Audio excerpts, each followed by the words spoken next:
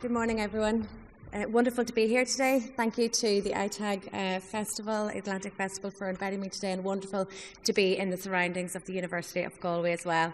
Also wonderful to follow Jonathan, and hopefully our talks will be complementary this morning. Just to introduce myself as well, Bronagh Riordan. I am a partner in the AI and data practice at EY Ireland. My role is to work with lots of organisations across the island of Ireland to help them focus on data analytics and AI strategy, implementation, change management, education, and I'll talk a little bit about that today. I also have a couple of other roles within the Irish ecosystem. I'm very privileged to contribute to Ireland's AI Advisory Council, where we help shape policy for Ireland by coming up with recommendations and responding to queries from government and coming up with our own work plan of advice. We published our first paper in February of this year, focused on shaping Ireland's AI future. So lots of really key topics we touch on. And then I also chair the industry steering board for CEDAR. CEDAR is Ireland's Centre for AI, and they're also a European digital innovation hub for AI as well. And CEDAR themselves support lots of different industries, but with a particular focus on startups and SMEs, which liaises very nicely with Jonathan's focus as well. Before I start, I just wanted to show a video just to introduce EY Ireland and some of the work that we're doing in AI as well. So let's see if this plays.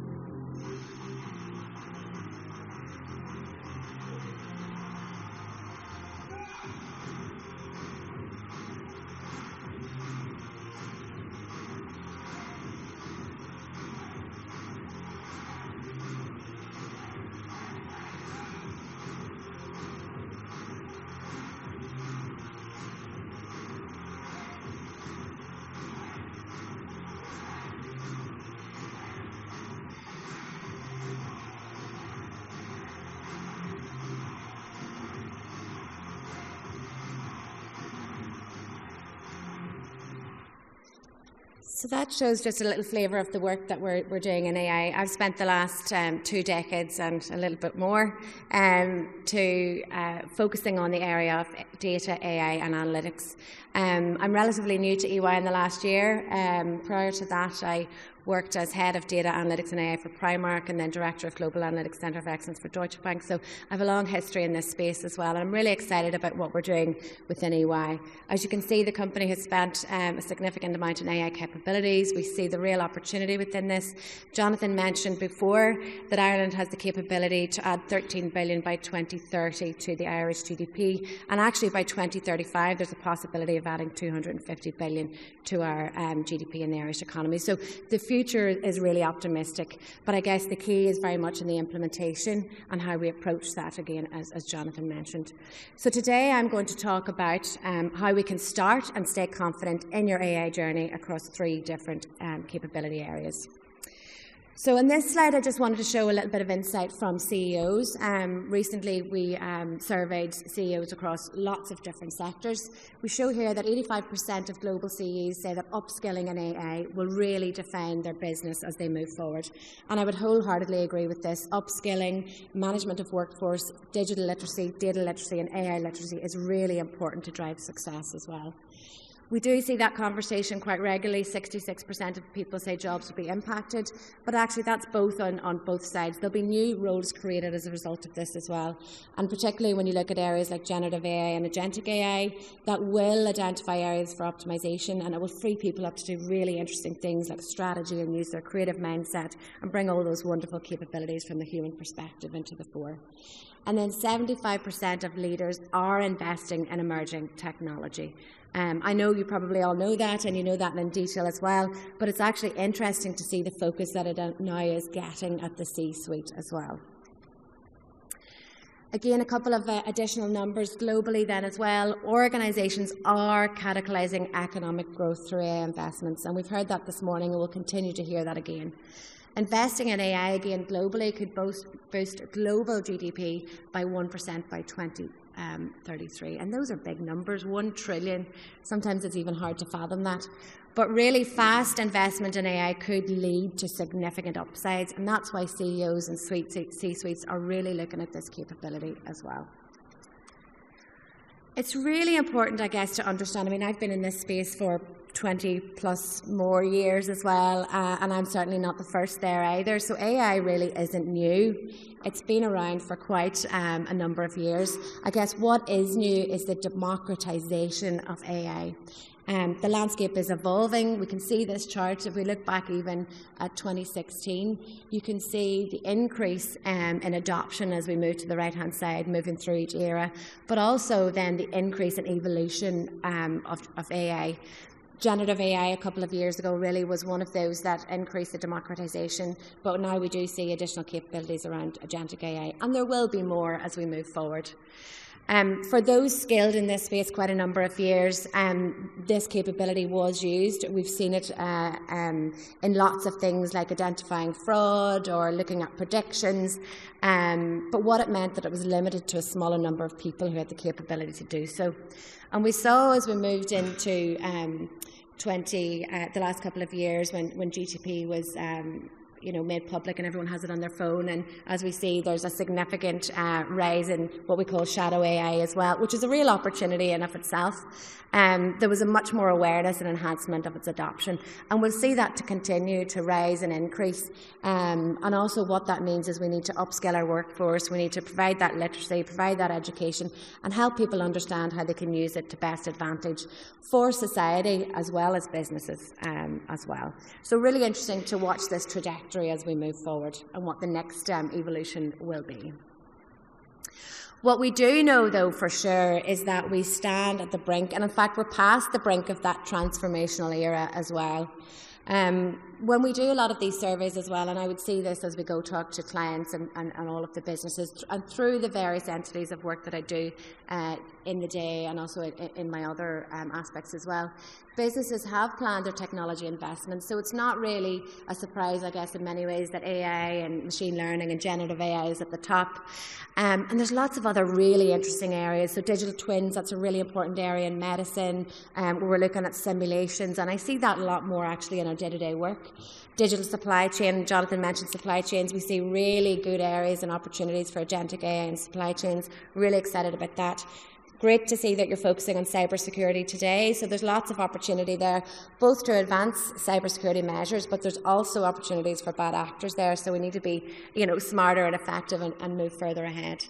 And as we see, the list is quite significant, but it's clear what the focus areas are for businesses. The other interesting thing that we see is the business value from applying AI. Increase in productivity right now is one of the key business value drivers. That's because people are focusing on quick wins. What is a quick win? It's something that can be automated, it's something that's repetitive, and actually that helps your business understand how to use AI. So it's no surprise that productivity is up there. Customer experience is another really good example of utilisation. Again, as an organisation, as a society, we understand how we can support people, interact with people and engage with them. And then digital transformation, that's a key priority for many businesses. What I would say is that list will absolutely continue to change. As people become more literate and more used to using AI capabilities, we'll begin to see some of those increased sales, increased effectiveness, reduced costs continue to rise to the top as well. So it'll be great to have a look at this in a couple of months again. The other thing to note as well, while there's significant opportunity, we do have to be cognizant of the ethical hurdles and the considerations that we need to be mindful of as we're beginning our journey in AI as well. As we know, the pace of technological change is significant. There's new capabilities. We've got elements to consider like quantum computing. We also need to be mindful of AI as well to make sure there's no trough of disillusionment and people really get value out of the use cases that they're delivering. So we don't really want an AI winter as such, so there's huge benefits there. Something I'm really focused on myself is a responsible AI, ethical and social impacts. We know in the EU we have the EU AI Act, and there's continuing conversations on that every day. So it's really important that we're developing transparent, ethical, responsible AI, and we're very mindful of that, what that means from a regulation perspective as well. I mentioned cyber before, the social impacts. What does it mean for society? What does it mean for humans? The EU AI Act is very important to consider our fundamental rights. So it's really important for us to consider as we're building our AI capability, does that align with our values as an organisation? And does that enable us to show up as who we are to our customers? The third area is so fascinating, economics, labour and the geopolitical aspects. Geopolitical risks, for example, are really pertinent right now, and there's many facets to that. But one area when it comes to the AI element is around, for example, regulation. We have different regulations in the EU, for example, to the US and elsewhere. So how do we manage that when we're multi-geographical? So very important to consider that. Economic impacts, it's really important. AI is so useful for many key capability areas. Healthcare, for example, climate change, privacy. So again, as we're considering societies and upskilling our society at large, how do we enable people to develop AI for good? And then finally, there's the environmental aspect as well. So energy consumption is something that's really key of mind when it comes to developing AI systems, water consumptions for data centres, the carbon footprint of AI. And certainly this is an area that we've focused on the AI Advisory Council, and one of our subgroup papers focuses on energy and how we can support Ireland from that perspective as well. So I guess the key message here is as well, a lot of opportunities, but also things to consider as we develop and start out on our journey. And really the key focus of the conversation today for me and for the audience as well, and I've broken down the capability into 3 areas. So where are you on your AI journey? And it's something that I would talk a lot to with our clients and partners. And there is a common set of questions that we hear from our clients when they engage us in our business. So one, how do we convince our C-suite to invest? How do we start? I'm new to AI, so excited about it, know there's lots of opportunity, but how do I as a business really get on this wheel? How do I start climbing the ladder? And funny enough, that's not always just startups and SMEs. You do see bigger organisations still come with the same question, so I'll touch a little bit on that. The second as well, it's about accelerating AI.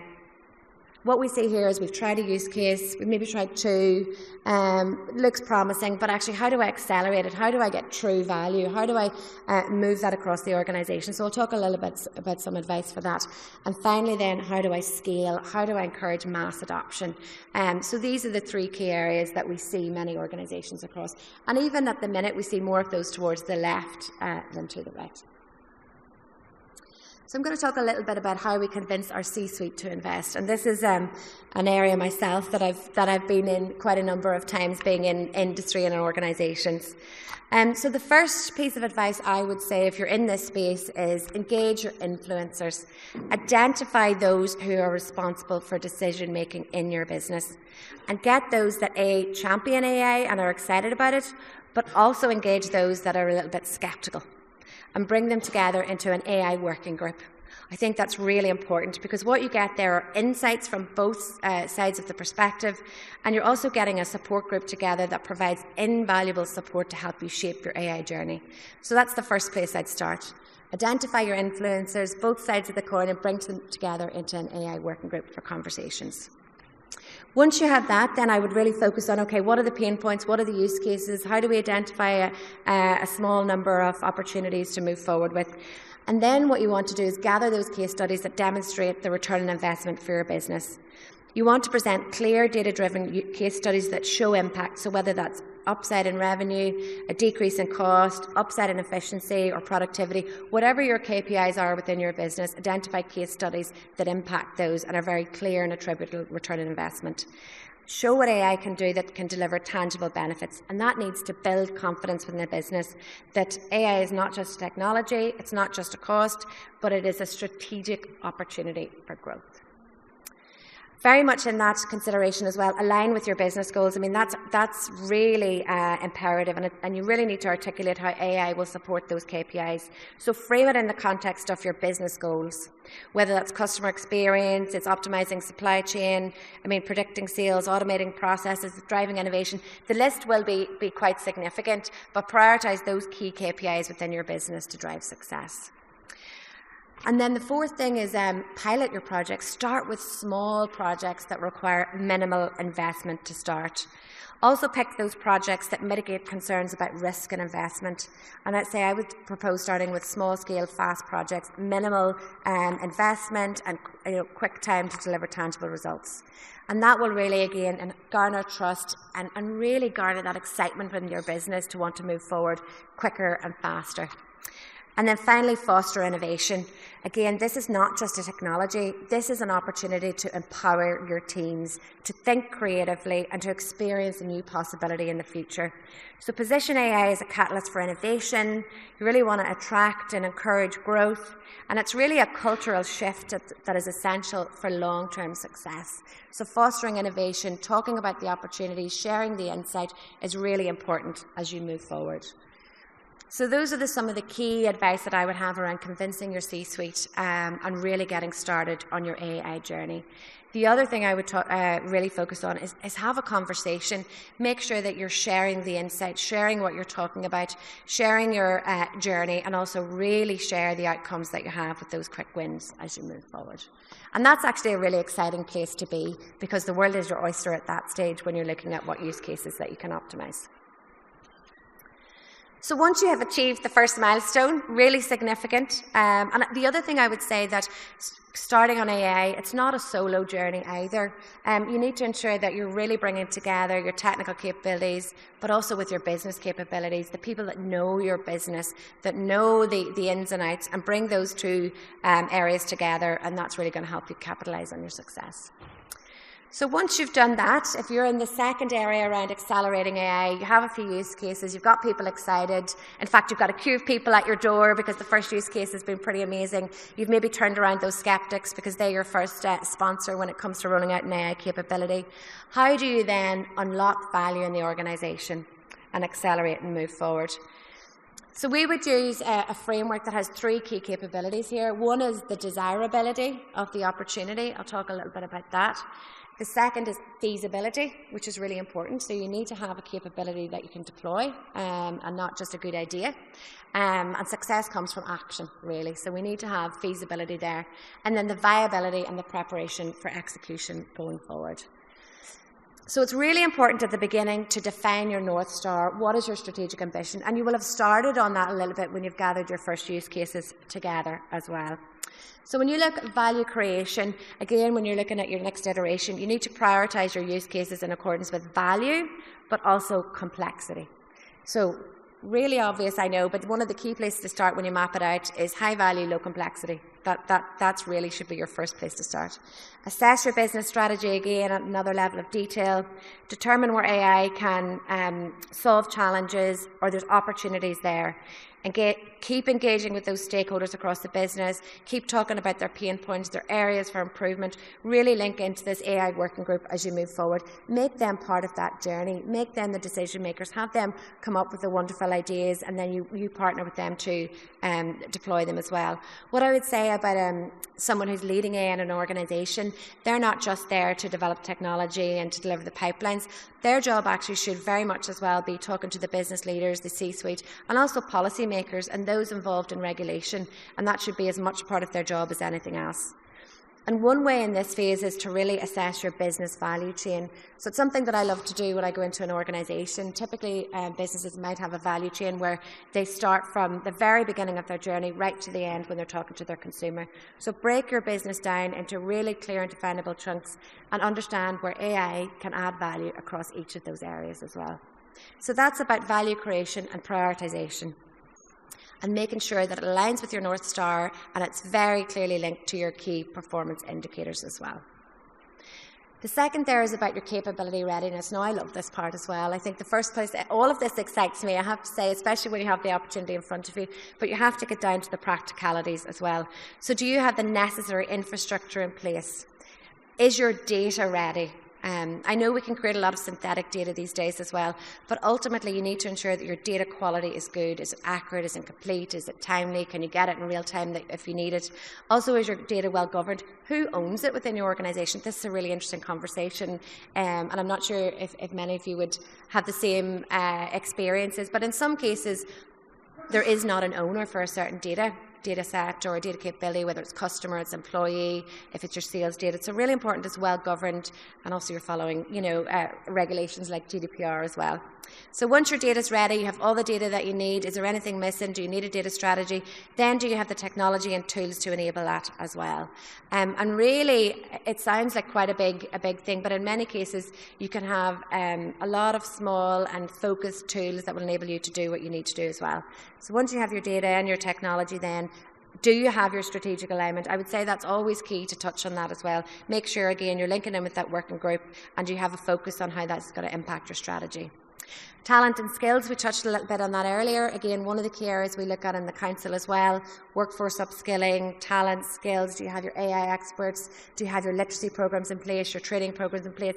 And again, that doesn't have to be a really big overhead as well, but it's really important that not just your technology experts know how to use this, but do your business experts know how to use the outputs as it comes from that? And does your C-suite know how to use the outputs that come from that as well? So literacy is really important. Ethics and compliance. I would have definitely very strong relationships in our organisations with legal and compliance and ethics to make sure you're doing the right thing. Do you have an AI policy? Do you have AI guidelines? Does the AI you're developing, again, marry with who you are as an organisation and who you want to show up with your customers with? So having a policy in place is really important. But then ultimately your culture in your business and the mindset that you have within your organisation. Collaboration is absolutely key to ensure success. And I think that's something that definitely comes from the top. And as well it comes to the top, it needs to pervade through the whole organisation. That culture of innovation, of excitement, of opportunity, encourage experimentation, encourage people to adopt the technology in a safe, sustainable and effective way. And then finally, around defining your business cases. And really you want to have a long-term roadmap for AI initiatives. So Jonathan mentioned earlier as well about having an AI strategy. You don't necessarily have to start it with one at the beginning, but you do need one for long-term success as well. Define your overall value proposition to ensure long-term buy-in and investment. That needs to include all of the things I mentioned around readiness, but also change management and creating the frameworks to be successful as well. So lots to consider in the acceleration, but again, key focus on what I want to deliver, how it aligns with my business success, upskill your workforce, and really get that excitement flowing in the business as well. And then finally, how do I scale? I mean, it's wonderful to reach this stage as well, but still there are many things that you have to think about. So you've started on your journey, you've accelerated your journey, you've got multiple use cases across every function on your business, your culture is fantastic and people are really still enthused about the future. But really scaling has its own challenges, and encouraging mass adoption, there are a few things to consider. Again, number one, I'll always say align AI with your business objectives. Businesses change. If you're really impacting those key KPIs, you're increasing sales, you're decreasing cost, you're increasing efficiency. What's next? And a business focus in this perspective will continue to evolve. So make sure that you continue to root and align AI with your business objectives. Again, as excitement increases, there'll be lots more asks for AI in this space. At this stage, then, it's maybe worthwhile looking at investing in your AI infrastructure for the future and really focusing on that cloud-native AI. Is your technology scalable for all the use cases that you have and your business grows and expands? Is it flexible to allow you to adapt as you move forward? And do you have the computational power that you need for the future? So leverage cloud, ensure teams have the tools and resources required to innovate and to iterate quickly as well. And as I would say, continue to upskill and ensure your business is literate in these spaces. Again, develop talent and cross-functional teams.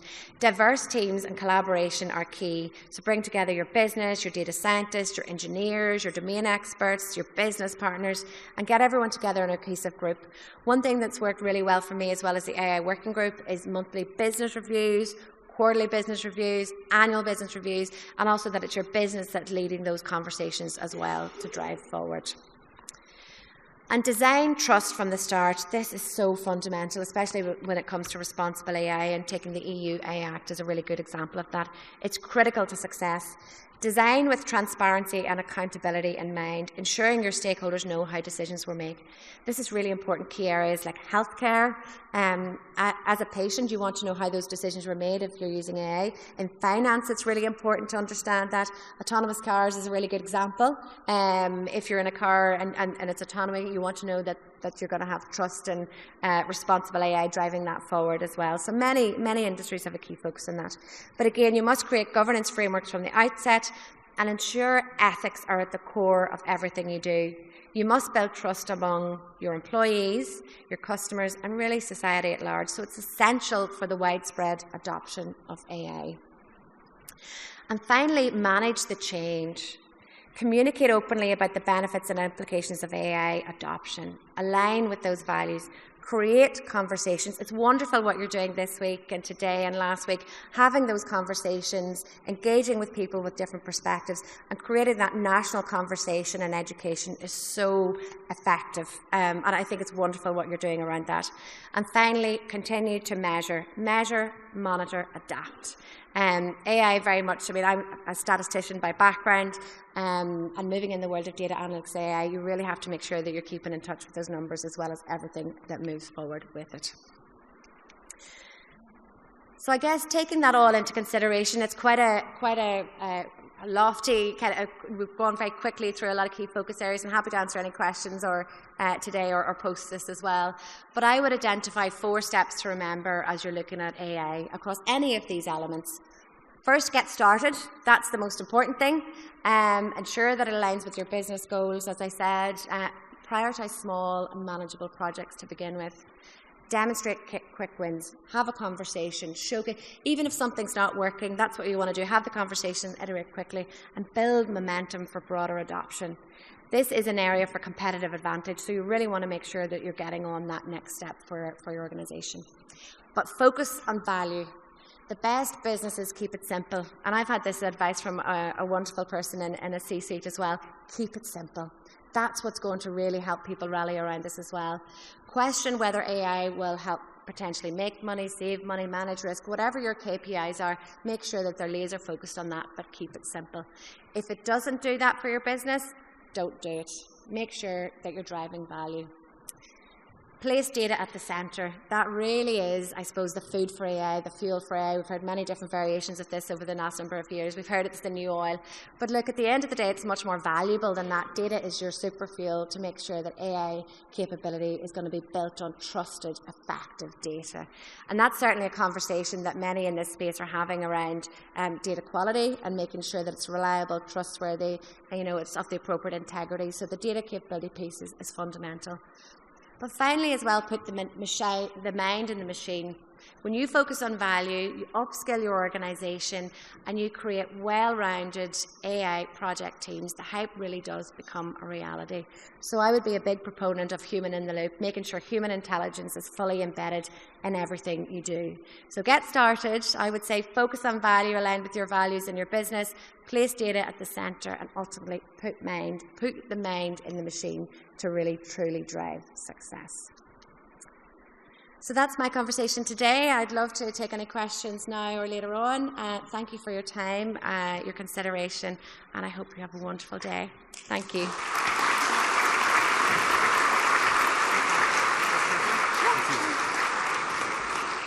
Thank you, Bronagh. So if there's any questions from the audience, we'll have a moment. So if there's a hand raised, we'll just get a mic to you, please.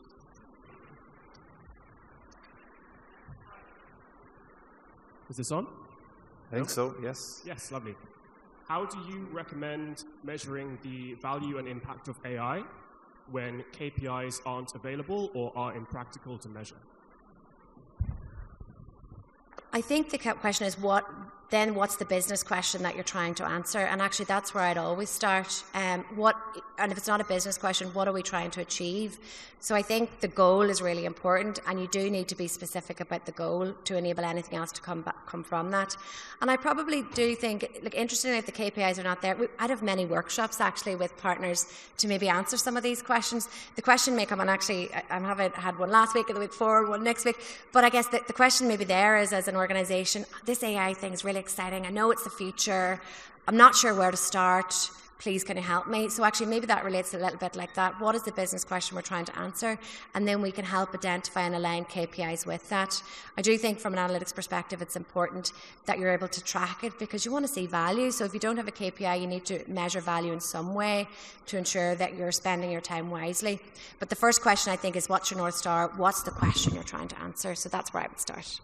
Thank you. One more question.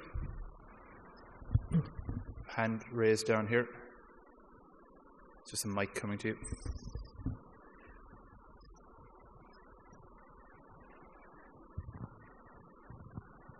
Hello, ma'am. I'm Tanmay Jagtap. I'm AI engineer at Bimedia.